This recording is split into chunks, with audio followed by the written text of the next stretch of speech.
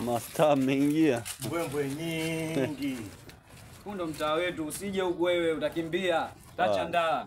Hapo sisi tukija tunabeba ndala zetu na tunasepa nazo. Is G's born this one once again. Mkwala mwingi. Mwenyezi Mungu kwanza kwa mwenetu kwa afya yake kuendelea vizuri. Mkwala mwingi sana. Alafu kwanza unataka uende gym.